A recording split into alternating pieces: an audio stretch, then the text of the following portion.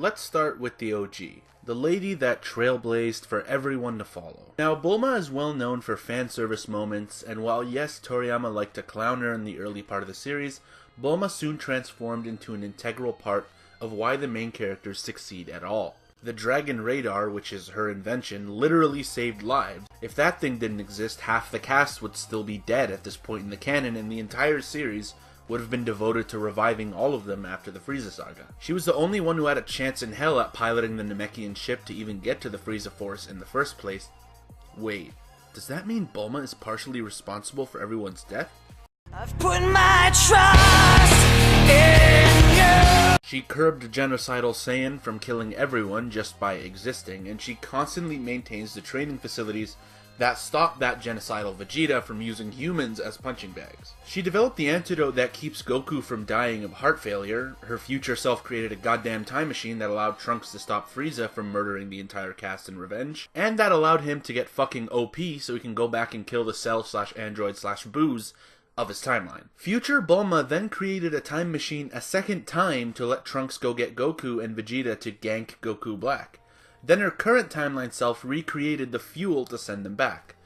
Bulma has a fight rap sheet of 0 fights, 0 losses, and 0 victories, and yet is still probably the most crucial member of the main cast, and without her, everyone across multiple timelines would be dead.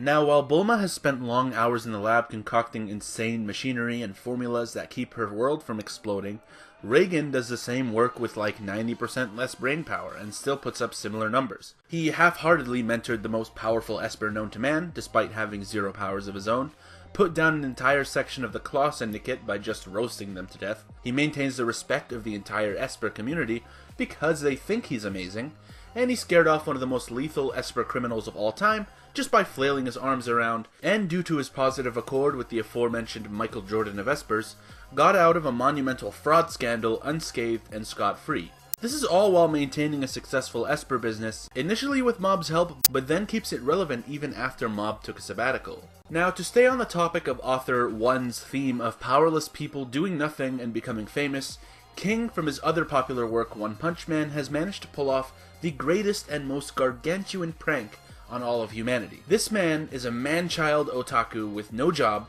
no fighting ability, who rose to the top of the hero world. He's never gotten in a fight. Somebody else always defeats the monster, but he somehow gets credit, and the entire Hero Association has bought into his hype. His terrified heartbeat is confused for a part of his power, and both terrifying villains and fellow heroes aim to surpass him. King is a constant reminder that being a jobless NEET can absolutely pay dividends with the right approach. Now, the previous 3 entrants are all impressive, but this next entrant is their equal while essentially in captivity. Gintama's Hinoa is a Yoshiwara prostitute who had her entire neighborhood captured and taken over by a Yato monster. Now keep in mind, this dude is so strong it took roughly 51 people to defeat him. Now before the most important of those 51 pieces even arrived, Hinoa was not only keeping the spirits of the other women up in extremely dark times, but was also organizing an underground resistance to Hosen with those exiled by or disillusioned with Hosen, while also setting the foundation of the moral character of one of the most significant individuals, Tsukuyo, while Jiraiya did the fighting part. Oh yeah, and also Hinoa's legs were broken most of that time. So a crippled prostitute with no combat knowledge mentored an essential character and organized an underground resistance that eventually overthrew Hosen. So what's your excuse? Now, old people in Battle Shounen are usually treated pretty well. They're usually ridiculously strong, and are also goals that the younger characters strive towards. Master Roshi, Netero, Genkai, Yamamoto, Jiraiya, but Gintama's Gengai equals their impact with about minus 300% of their strength. So in the same vein as Bulma, this dude is constantly creating things, but he also bankrolled an entire rebellion somehow, even though he doesn't seem that rich. Before that, he was operating his machine business and creating insane shit while hiding from the law as an enemy of the state. Dude created robot armies to fight on his behalf a few times, and shut down the electronics of an entire advanced alien army. That's a body of work that can stand toe-to-toe with those other old characters I mentioned, and this dude never even threw a punch. So yeah, those are my favorite non-combatants in Battle Shounen. Thank you so much for watching. I'll be back to regular uploads next month, hopefully. Thanks everyone for your patience, and have a great day.